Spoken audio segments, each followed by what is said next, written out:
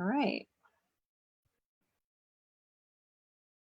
This is so cool. If this works today, I'm going to be so excited where Zoom is projecting to Facebook Live. So I'm on both platforms at the same time. Hold on, let me just see if there's any other buttons I got to push. Oh, here we are. Okay, awesome. Okay, yay. Hi, Bonnie. Hi, Rebecca. And whoever that lady is in the pretty pink. That's Alita. It's Alita? Matt. Oh, okay. All right, so I'm going to My press. name doesn't come up under my picture, does it?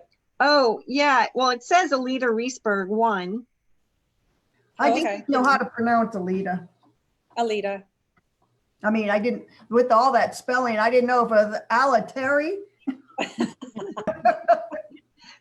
Okay, so welcome everybody who's here in Zoom and who might be watching on the Facebook Live in our Modern Intuitive Women group.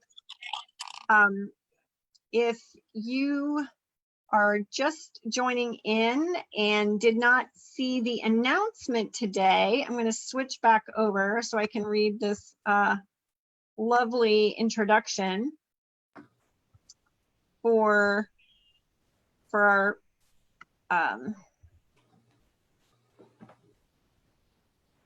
topic today, this week, is on intuition as it relates to business. And I want to introduce Alita Reesberg.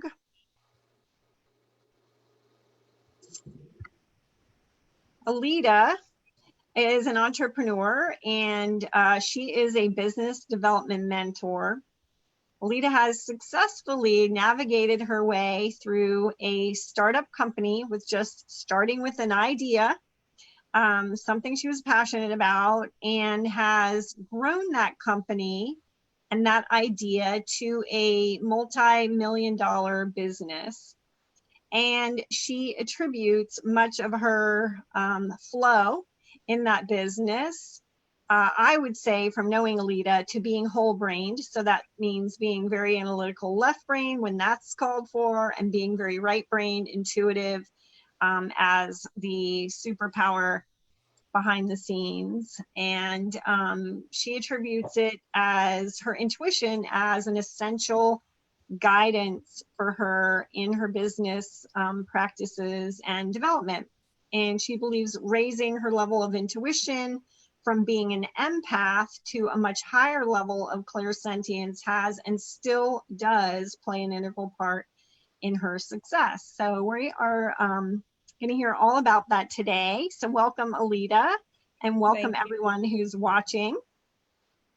Would you just tell us first, what I'm always interested in when we're looking at intuition is just what the diamond in the rough is, like what you felt like your intuitive abilities were as a kid, if you felt you had them, like what were you sort of born with or came in with, and then sort of the evolution of that as you've gotten older and how you came to develop your skills more. So how were you as a kid as it relates to intuition? Well, as a child, I had no idea what I was seeing, what was real, what wasn't real. I've been seeing things that weren't there. I'm not sure what our audience is familiar with, but I've been seeing people who've passed on, I guess you would say, apparitions pretty much all my life. I've also felt a lot of things. So in my classes and trainings with you, I've learned that not only being clairvoyant, clairaudient, of course, clairsentient, but developing those skills has really enhanced my life just all the way around, personally and professionally. But as a child, I would definitely, sometimes I thought I might be a little different, or maybe I just had a great imagination. Wasn't sure, but feeling things mostly, and with being an empath, which I didn't know then as a child, but being empathic and just feeling everybody's emotions and everybody's that, you know, it scared me a little bit, but I soon, I guess about 18, I learned to discern whether or not those were my feelings or not. And then I forgot about that. And then it was in my 40s that we met, and you taught me real discernment, the real difference between what's mine and what's somebody else's. And it just took me to just a whole new level of understanding and in my development. Wow, awesome.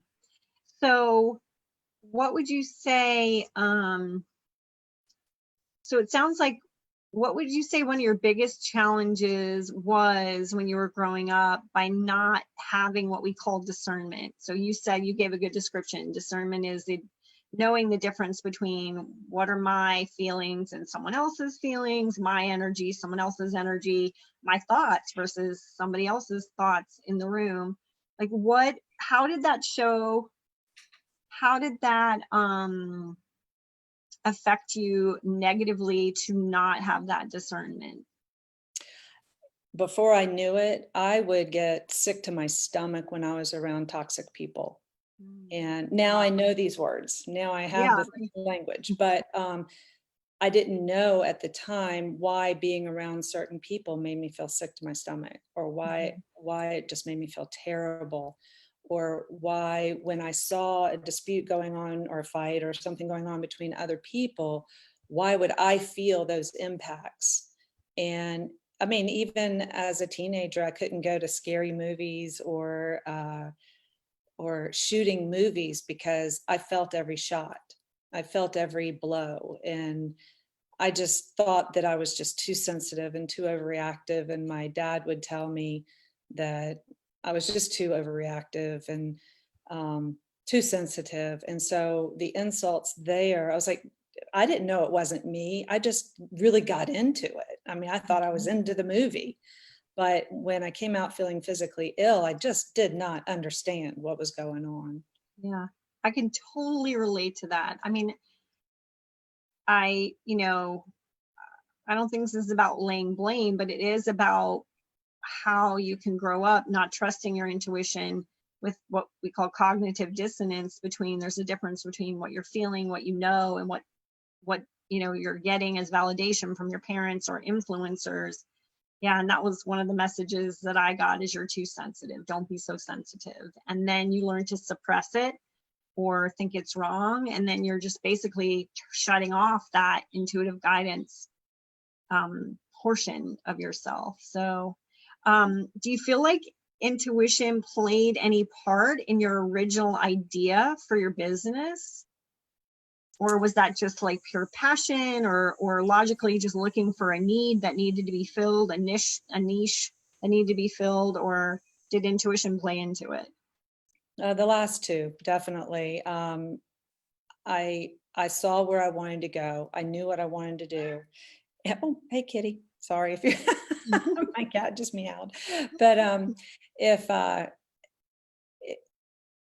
when I doubted whether or not it would work, I just quickly said, no, of course this is going to work. That I know that this is a need. I know that, people need this, etc. And so there was never a question whether or not it would be successful, or either one of my businesses would be successful, because I just knew that there was a need for it. And innately, deep down, there was just no stopping me. I mean, and part of it was the push from my parents, who kept telling me to grow up, just grow up. Don't be so sensitive, grow up. And I was like, okay, I'm growing up. I'm doing my own thing.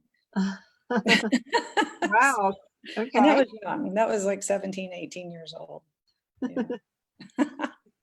So, so you said then that I guess my next question would be, how do you use intuition in business now, or in the past in your everyday running of your business? Like, where does intuition come in for you with that? Daily. Yeah. Having developed my skills now, it's very useful, from interviewing a new candidate to speaking with potential new customers, to get a feel where they are. So now I know what they're feeling. If they're comfortable, of course, in sales, you want to make people feel comfortable. And so either in an interview. So in an interview, being able to read the other person. And I'm not talking about what's your sign or what month were you born, because you can't ask that in an interview, but I don't even do that. What I do is just get that gut feel from the person, and I trust it because I know it now. And for any of us in our group, in this group, that are just learning to trust that feeling, when you do, it is so powerful. And I mean, that's probably the biggest part of using intuition in business, and just knowing your clients, knowing yourself first. And the most important thing is not judging anyone, because when we judge, it does not do us any good. The best thing we can do for ourselves is to just merely observe. And that starts with ourselves. Yeah. We should not judge ourselves. We should just observe ourselves. I love what you just said.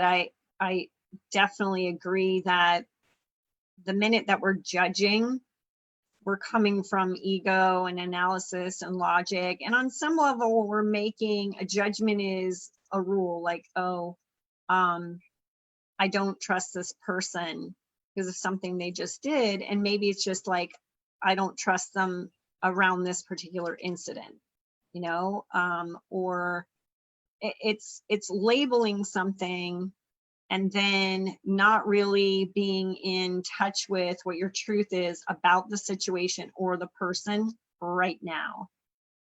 And I think that's huge. So I'm a big fan of eliminating judgment. In fact, I've collected some quotes for a book I'm working on for intuition, and that was one of the quotes. I won't read it now because I'd have to go find it, but that it is a block to our intuition. The other thing that you said that was so powerful is knowing yourself. Absolutely.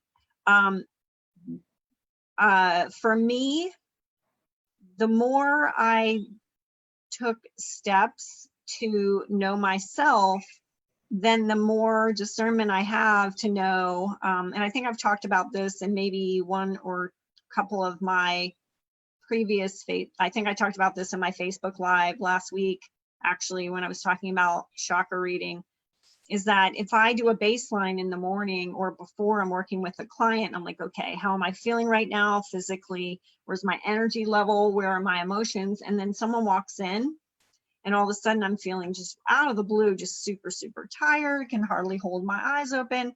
I know something's going on with that person's energy.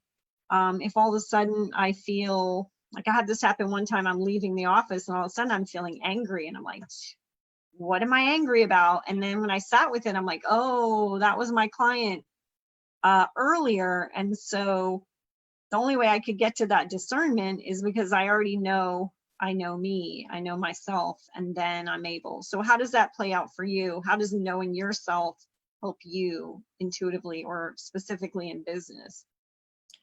Oh, that's it. I mean, you just hit the nail on the head. And knowing that you are capable of doing what you set out to do.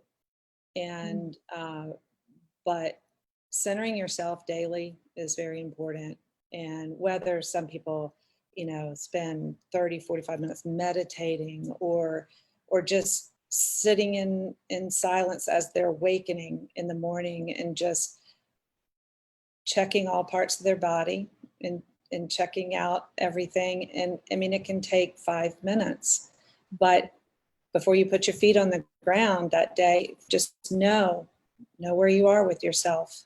And, you know, not every day is a good day. Yeah. But if you know that, then take those steps to fix that. And, that's what I do. I tell myself, okay, I'm feeling a little off over here. What do I need to do? And sometimes it's call Rebecca. I don't mean to put you on the spot, but you know, I set a timer for later in the day, you know, when it's daylight, to give you a call and say, you know, I'd like to see you. But just checking yourself out first. Yeah. So, tell me about what helped you to, you know, one of the things that I was kind of, my sort of tagline for Modern Intuitive Woman was two things. One is people in the group, women in the group, learning to develop their own intuitive awareness. It's nice to go to someone else to do a reading and all of that, but I think true confidence and true power in how you navigate your life comes when you can get your own intuition, when you have your own connection to that wisdom. You might go to someone else and, you know, they give you some ideas, or you go, yeah, that resonates or not. But ultimately, when you can be your own psychic, everything just gets better. Yeah. And then the other thing was like taking your intuition from what I call random to reliable. So we all get downloads randomly. We get, you know, I know who's calling on the phone. I know that person's lying. I know that, you know, it's going to rain tomorrow and I'm supposed to go play golf, whatever that is. But the consistency, the reliable, like feeling like you can really trust your intuition. What have you done along the way to help you take your intuition from random to reliable? Practice. I think that's what I would say is practice. And yeah, I mean, we can go 6 months without talking, but but yet, you know, when I'm stumped on something and I need you, you know, I call. But I think working with it daily, because I've heard somewhere along the line, it's like a muscle. If you don't use it, it'll fade. But you know, when you get to using it often, I'm talking about intuition, when you get to using intuition often and you really hone that, it becomes the habit, so to speak. Yeah, I totally agree. Would be like anything else, well, not anything else, but a lot of things where it's like, you know, you may take golf lessons, but until you start practicing, how can you really develop the skills, you know? Mm-hmm. So, And the muscle memory. What's that? And the muscle memory. Yeah. Yeah. Okay, what do you mean by that, muscle memory? Well, it's something that can be practiced, and it gets better and better with time. And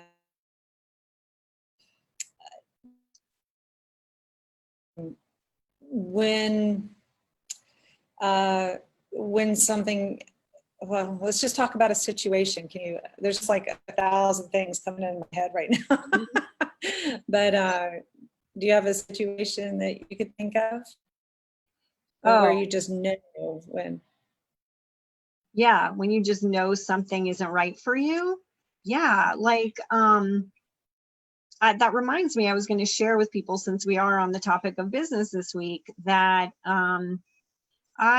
years ago, I've been a part of a few health and wellness centers that have, that I was with the business at its inception. And one of them was out in California. And so I started with them when they founded the business. And then at one point, after I'd put in a lot of sweat equity, you know, getting the business going, I started getting this message like, it's time to leave. It's time to leave.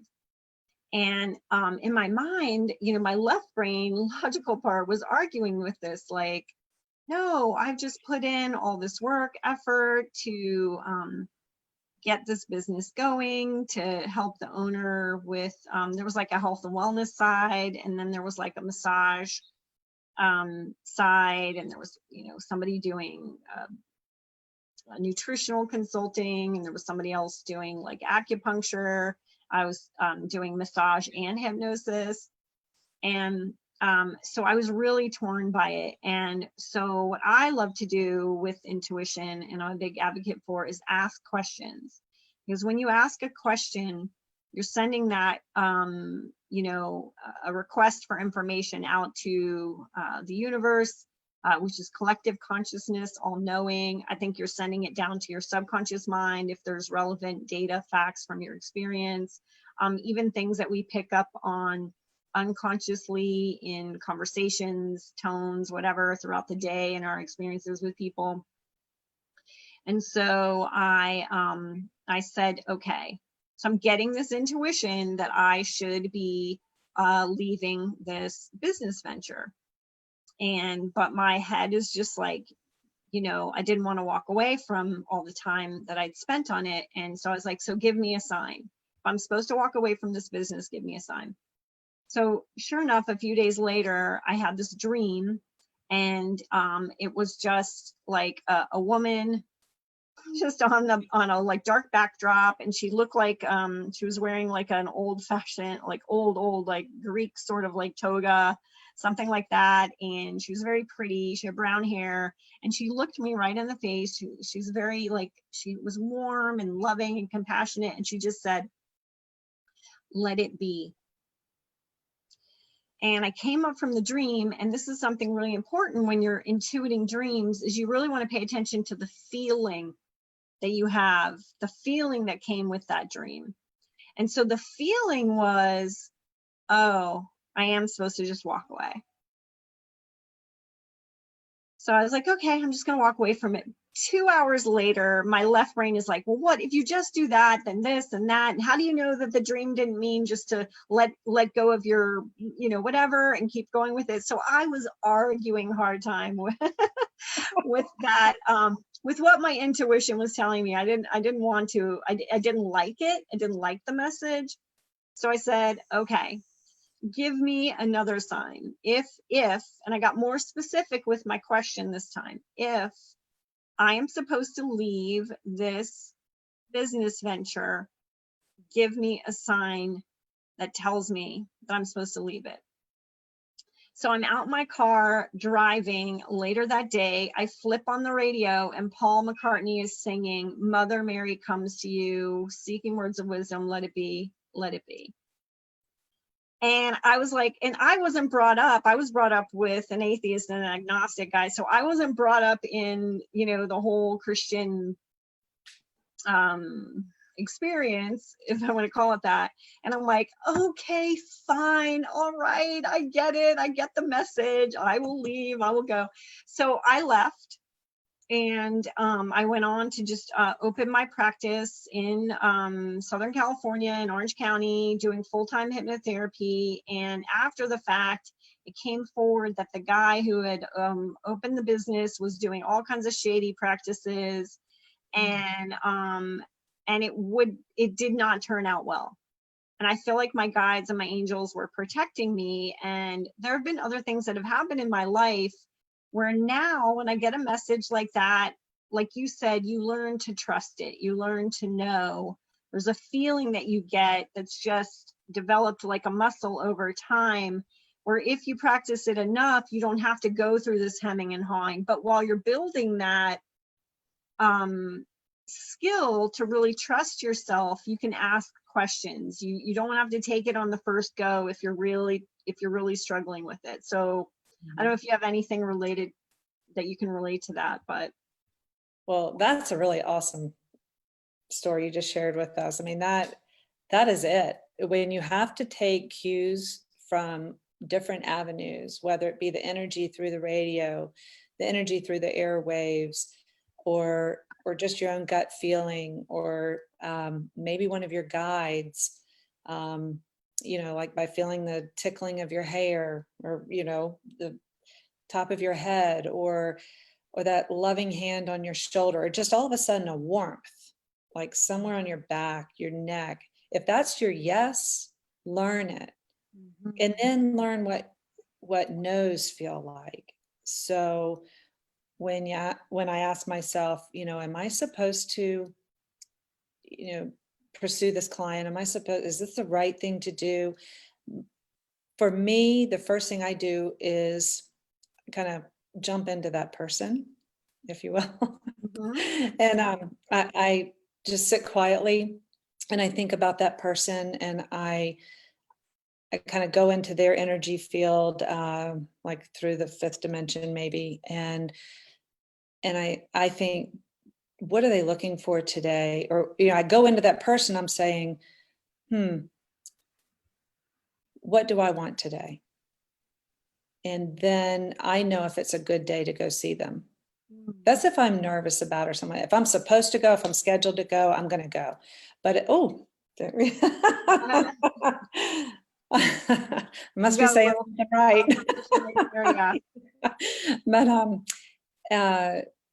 So what you're saying is, if you're thinking about someone and you're trying to figure out timing, like you need to go see them or talk to them about something, but you're trying to figure out timing, then you'll jump into their body, their perspective, and you'll ask the question, what was it? What am I, how am what I is it feeling? that I want today? And how am I feeling? And what would be good for me today? So I'm putting myself, say, for instance, it's a client. And if they're saying, man, I'm really stressed because I can't find a source for this, or I can't find a source for that, then I know I need to get over there right now. And but backing up between where people who are developing this skill, just play with it, work. Well, it's not really a play thing. I mean, it's very real, but work with it and enjoy the process, and just learn to trust yourself and forgive yourself first to be able to do this. Yeah. Ever told you made wrong decisions in the past, those blocks are going to come up, and you'll be amazed at how that will want to stop you. But you just keep pushing those aside. I think I've read somewhere something about tethers or something. You just push those aside and focus on, well, I do this. I push things like that aside and focus on where I want to go and what I know is the best thing to do. And I kind of call it to myself to do the right thing and see the end before I even know the how. Yeah. So when you say see the end before you know the how, you mean like if there's a goal or outcome you want to achieve? Yeah. Yes. Yeah. Yes. Yeah. I think that that's where your intuition works with the subconscious mind to what I call reverse engineer something. Is sometimes in business, especially, we can get really bogged down in the how am I going to make something happen? And sometimes we'll make a choice to take on something, not because we're super passionate about it, but because in our logical mind, it feels like the path to that outcome, you can visualize it, you can see it, you can figure out the steps right now. And I think that a lot of people bypass what their heart is truly telling them to pursue as a job, as a career, as a project, because the analytical mind will jump in with this judgment and say, well, how are you going to make that happen? Or, wow, that's really impossible. Or that's going to take a lot of work, or that's going to be exhausting. And what I really have come to love about the subconscious mind is that if you are passionate enough about a mission, something that you really want to do in life, if you will just keep visualizing the outcome, you can say to yourself, I don't know how, but like I have a client who is leaving law to travel around the world, and with all the COVID stuff going on, she's like, oh, I don't know how this is all going to happen. I'm like, yeah, okay, you don't need to know how, you just visualize yourself being there in that place, in that country that you want to be in. And then I believe that the how, the steps will be reverse engineered. And by you visualizing that outcome, you will draw to you the people and circumstances that will line up to pave the way for that door to open for you, or that pathway to come to fruition. Yeah, yeah. As long as you set the intention, yeah, of the outcome that you want, that's key. Mhm. Yeah. And, you know, I know this week is about business, and even in business, it is not always about the money. Sometimes it is about the pleasure of interacting with one another, and it's about learning from the people you interact with. And then everything else will fall into place, because if you surround yourself with good people, good clients, everything else will fall into place to get to your intended goal. Yeah, I agree.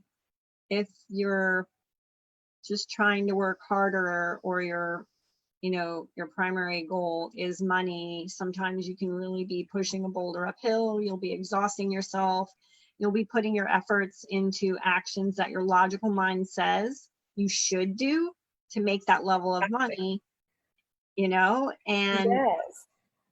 circumventing what might be, you know, something much more enjoyable for you to bring that income. I think if you're high vibe and you can stay high vibe and your high vibe baseline, I mean, we all fluctuate, but if your high vibe baseline is constantly ascending, then you are going to be in that flow of abundance, circulating money. Right. So, Because not everybody's relationship with money is the same. yeah. So that could bring up the whole other right, what do you call it? The right brain? The Yeah. right, yeah. Left brain, right Yeah. brain. Yeah. So yeah, the logical side, because if one's relationship with money is tainted by somebody else's feelings, that could get in the way. But as far as business success goes, the relationships are what's important, because people buy from people. Mhm. That's right. So that core relationship is important. Yeah. And that goes back to your core relationship with yourself, you know? Exactly. Yeah. Yeah. I do. So, okay, anything else you want to share? Like, I know, well, people don't know this, but now they'll know this. And Carol has too, who's on today. Both of you have done my one-on-one intuitive development courses. Alita, you've done my group intuitive development courses. And what, besides practice, what else, what do you feel like you've gained through those experiences? I'm curious. Carol, would you like to go first? Wait, let me unmute you. Oh, Oh, you have to. Yeah, unmute. you're unmuted. Okay. And can I just say too, just because you're on today, Carol also is in the business world. She is in accounting. I might ask you something about that if you want to chime in, but let's just finish this question is, you know, how do you feel like working with me has helped your intuition, or improved it, or transformed it? I think it gave me a lot of confidence because, first of all, you were the first person that actually told me I was an empath, and that was like it opened a huge door for me of understanding, because I understood where Alita was coming from on your comments about taking on everybody's feelings. I grew up in a family of 9 kids, and there was a lot of energy in that house, good and bad. But anyway, I took on everybody, and it was very confusing growing up in that environment, and to know that anybody that got in trouble, I was in trouble. I always felt like I took their pain, I took their punishment. It had nothing to do with me, but I didn't grasp that like you did, Alita. I didn't understand how to put it into a place. yeah, I didn't either when I was younger, and that's why I was physically ill. I mean, I totally agree with you. Yeah. But so my mom was into, she was raised, we were all raised Catholic, and then my mom broke and she and her sisters got into astrology. And it was very interesting. At least I had an outlet of being able to have somebody to talk about things that were different than the norm, because I'm not really normal in the sense that everybody else is, I guess. If you want to use a measure, maybe we're all just crazy in our own little way. But I often heard voices and things like that. And so I would have people read my chart, or I would go and do the tarot, or we would do numerology, but nobody ever said, oh, well, you're an empath. And it was like, oh my God. So that was the beginning of my journey of really being able to open up to the intuitive side, because I was also very intuitive and I really didn't know it. People often thought that I was just really this, I kept myself apart a little bit, but this really smart person. And it was like, well, no, it's kind of common sense. And it really was intuition that was working for me. And so I think Rebecca put kind of like an outline to me in my world of chaos in my head, and helped me compartmentalize some of the chatter, because that wasn't my voices only. And the intuition class just kind of like gave me some meaning to my life and what I was hearing and what I was thinking. And I just all of a sudden started believing in myself and not thinking that I was this. I mean, I still am okay with being a little bit outside, being a little bit different, being a little Uranian person.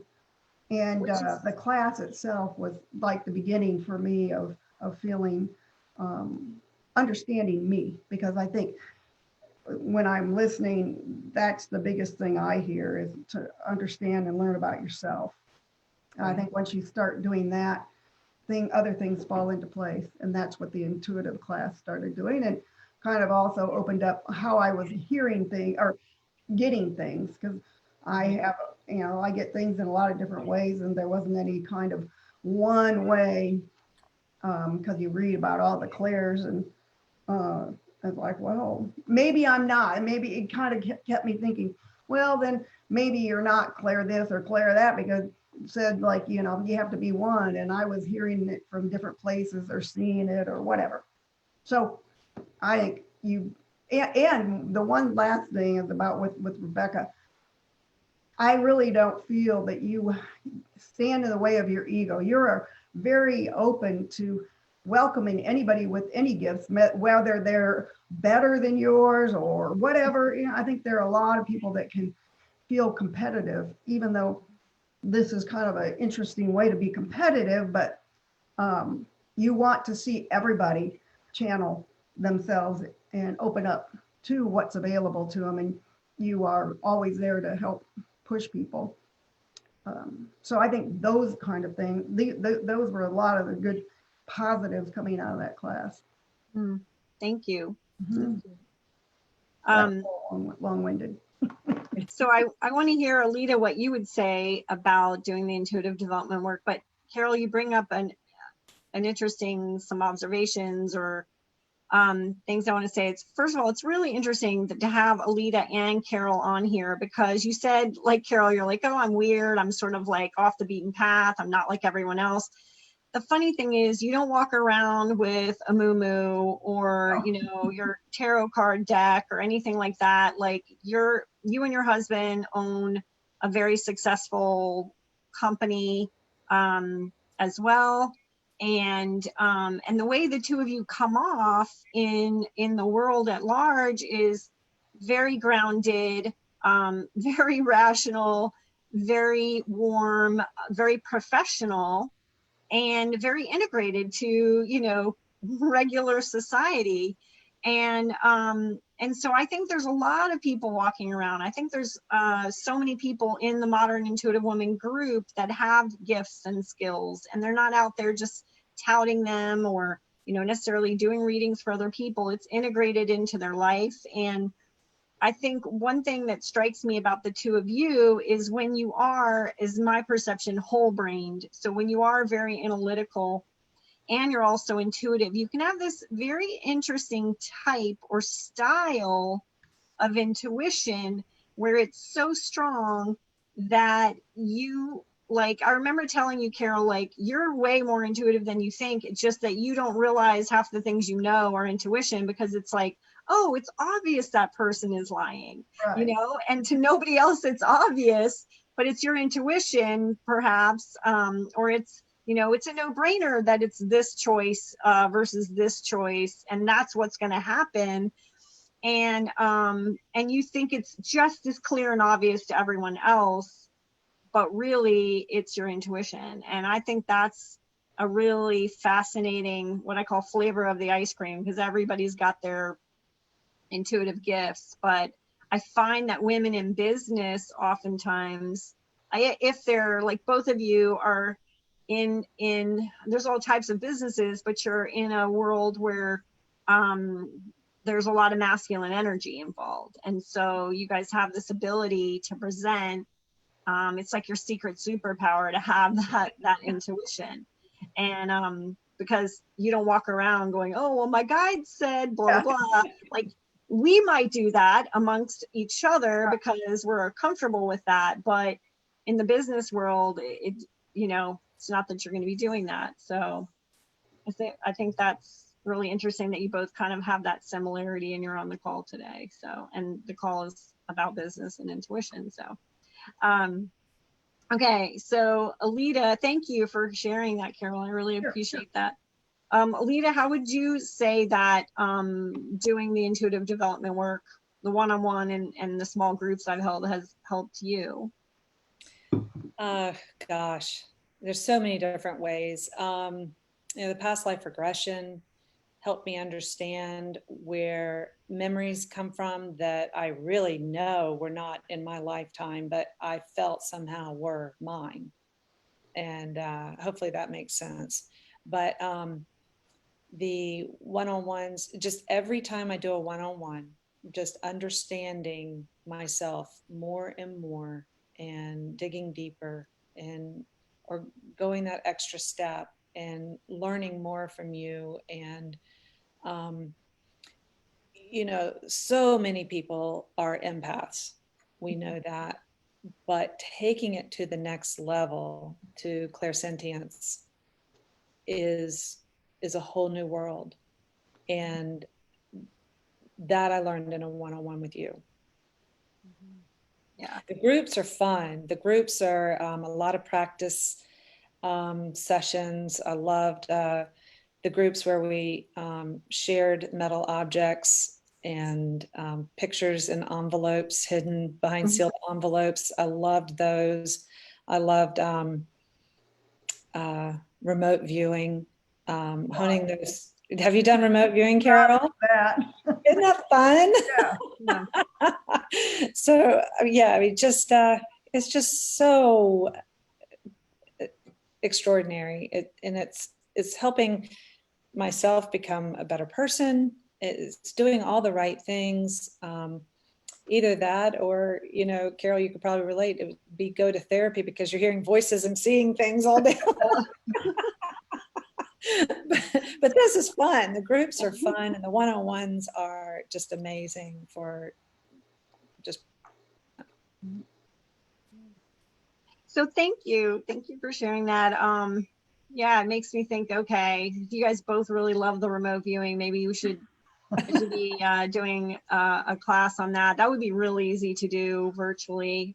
So the blind readings are when there's a photograph in an envelope, and then you've got to basically you're remote viewing what's inside that envelope. And what struck me about that is how people just starting out with no experience whatsoever were getting amazing hits off of that. And then that's just very it builds your confidence to know, like, oh my gosh, wow, you know, that maybe I've got something here that's worth exploring and developing. So Okay, so we're about at the end of the hour, so I was just going to open it up. Thank you, Bonnie, so much for joining on. And I know this is also streaming to our group, Modern Intuitive Woman. So I'm checking the chat there. If anybody has any questions and you're not in the Zoom room, you can drop it into the comment under this live FB, and I can pass on the question to the ladies here. Or Bonnie, did you have any questions? Yeah. Well, I feel like the real odd woman out here, having number one, not a business, number two, not being strong in my intuitive skills. So I'm listening and thinking, wow, that would be amazing. But I guess I've got to. Well, I'm working on it. Let's put it that way. I am working on Bonnie, it. what is it that you would like to learn from the group? What is it? Where is it that you want to go with the group? Or Well, your intuition. How would your life be improved if you improved your intuition? Like, what would be like, where you're just like, yes, like, oh my gosh, I where would you like to apply it, I guess? well, one thing is, maybe it's a slight variance, but right now, especially with kind of how the world is going, I'm really strongly thinking about discernment, because I'm hearing things from lots of different angles, things like going into 5D and that kind of stuff. I'm hearing, and people don't agree with each other. So I want discernment. I don't want to get anxious about things, and just be able to kind of have my intuition as to which place to open my mind. Wow. I mean, Bonnie, that is such a timely question. I really appreciate you asking that, because I would love for Carol and Alita to follow me and answer that question. I'm going to give what I've sensed about that, because you're right. We're bombarded with so many different sources of information that I think people are in meltdown about what to believe, what actions they should take, how much in danger are they. And it's the perfect example of that, a rule where, someone in the news comes out and says, this is really, really dangerous. Everyone should stay at home. Everyone should be wearing masks. And when this whole thing started, I started asking myself, what do I need to know to stay safe? Am I in danger? If I go back to work, which I did like last week, am I going to be okay? And that's where I think we abdicate our power and our inner knowing when we're trying to discern all this data and then decide who outside of ourselves is the ultimate authority, when you are the ultimate authority. And for me personally, I asked myself, will I get sick? Will this be a problem for me? And it was a resounding no. You will be fine.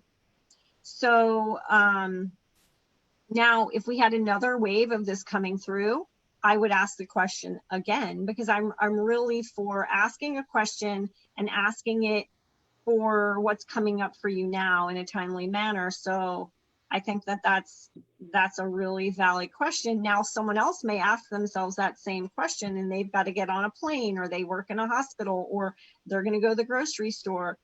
And it might be, yes, you are in danger. And then the message could be, don't go to the grocery store today, go later tonight, or go tomorrow. I mean, when you're really in the flow of intuition, it's really, there are no rules. It's all about, what do I know for me right now? And that may change an hour from now or a day from now. Does that make sense? Yeah, I'm all for it. Yeah. So, I don't, Carol, do you want to, how have you navigated all of this data and, news and coming from, conflicting stories? So here's what I got for myself. I'm not supposed to be spending hours reading the news, listening to the news, um, finding news, because it's not healthy for me. So what I got is when it comes that I'm supposed to read something, that's when I read. If it happens to come in a way that I don't even know, I'm not searching for it, and something comes to me because I don't know, it just arrives in a fashion, whether all of a sudden it pops up out of nowhere. So I will read that information. It's almost like I'm depending on my guides to send me what I need to know for me, because I don't think you can know what is right and what is wrong with the information, because it's just so much of it. I think that you have to stay away. For me, I stay away from listening to too much, because you can get so overwrought and with anxiety. And, as an empath too, I'm taking on whomever wrote it, their anxiety, their, Oh, that's a great insight. yeah, or, there's always an angle that somebody's trying to reach. What are they trying to reach with the story? It's typically not, oh, to get information out. It's usually that they have a certain number of words they have to write, or maybe they're looking for that startling factor. Maybe they want to put fear into people. So I'm trying not to be an audience for everything. And I don't have the TV on. I don't sit there and watch news through the computer or whatever. But if it comes to me, then it means I'm supposed to read it. And that's how I've been weathering it. And I think I have to take a step back, because it's just so much anxiety. And it hasn't really affected my life on a day-to-day, because I'm not somebody that is always needs to be out. So I don't have to curtail my going out or going to eat or going shopping or doing all those things. I really didn't do that. Yeah. So it's not been a big thing on my life, but my kids came and visited, and one was from California and the other was from Indiana. And my God, they arrived with all this anxiety. And it's like, yeah, I'm not putting my head in the sand. I am aware that there is a pandemic going on. I just don't need to be at your level of anxiety. And, they stayed here, and I said, do you understand what I was talking about? And they said, yeah, I'm so much calmer than I was when I arrived. And now Emily's gone back to California and with a different attitude. Sure, you have to be aware and you have to be, cautious, but you don't have to live in that anxiety, and you don't have to be listening to everything 24/7. Sorry, again, I talked. Oh no, you That's have made so beautiful. many, that was beautiful, and so many powerful insights with that. I totally agree with having an awareness, having a healthy level of caution about things. And when we're in constant anxiety, it's like the fire alarm going off in your house all the time, and you don't know when you really need to take action, or when you're in that fight or flight, what action to take and when. So what I call it priming my mind, and you prime your mind with an affirmation that I've been saying for years because of some things that have happened to me earlier that really pushed me to want to develop my intuition to stay safe. I can tell about another time, but it was my 9/11 incident. But since then, I will say to myself, I know what to do and when to do it to stay safe.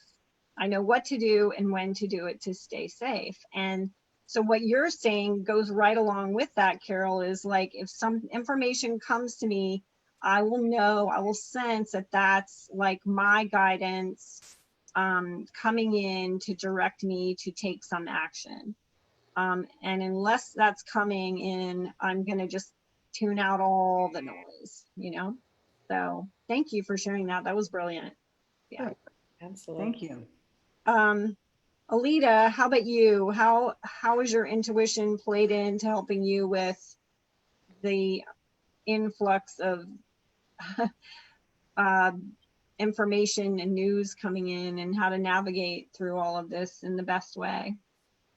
Well, at first, let's go back to February. I was as shocked as everybody else that it was gaining strength around the world and then reaching the US late February, I believe, early March or something like that. I watched the news every night, even though I knew better, because I'm not a news watcher. It does me no good, serves no purpose for me to watch the news. And then after about 3 days of getting sucked into that, I realized, and as a business owner, I needed to watch the news. I needed to know what's going on and lots of other reasons. But when I stepped back and then I observed the news, it took on a whole new meaning. And I observed the newscasters. I observed what was going on in the interviews when they would two people would be walking down the street interviewing each other. I observed their body language, and I sort of just rose above that situation, above them, and I realized that those newscasters are puppets, and they're saying what's on the screen, they're saying what's on their teleprompter thing. Where's that message coming from? Who's behind that? So Carol, when you said, I mean, you were going there, who's behind that message and what are they fearing? I felt just so much fear in everybody in that newscasting room that I did not want to be there. It served me no purpose to be there with that. Okay, so we're all aware of the pandemic. So now what? Now we're getting back to normal. We're getting back outside. How long has it been since y'all have left the house? There's always that anxiety. But this just came to my mind. If we hit traffic, or if we walked outside and dropped our coffee on our skirt and realized we need to go back in and change, that might be for a reason. That might be our guide saying, you're supposed to be at the store or wherever you're going 15 minutes from now, not right now. Yeah. Yes. Yeah. Oh So my the gosh. frustration, if you got frustrated, say that happened and you blew up and got frustrated, stop and say, all right, now I can laugh at things like that and say, okay, thank you. Yeah. That I must not have been meant to go right then. Oh my gosh. It's my intersection in 3 minutes, and Yeah. and I'm blushing. So sometimes I feel like I share too much, but it happens. I mean when they say everything happens for a reason, I almost say nothing happens for a reason, because everything happens the way the universe has intended, the way we have created our own universe. Yeah.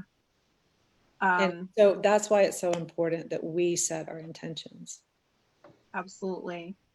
I'll just I have to share this story from what you said, because it's exactly on point, and then we'll finish up today. And this has been such a pleasure to have this discussion with you today, and I'm so honored, Bonnie, that even if you're not in business, you're here and enjoying this. That means so much to me.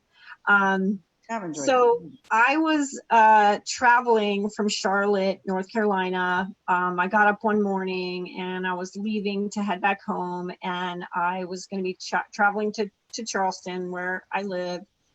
And I didn't want the hotel coffee. I looked at it, I'm like, I'd really like Starbucks or something. I'll just find it on the road. And I don't really travel that way very often. In fact, I think that was like the second time I've ever been to Charlotte.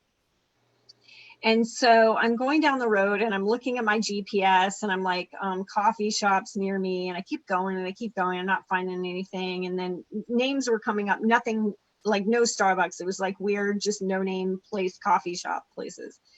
And I saw this one named Grace Coffee. And I'm like, Grace, I love that name. So I'm going to go there. So I get off the exit.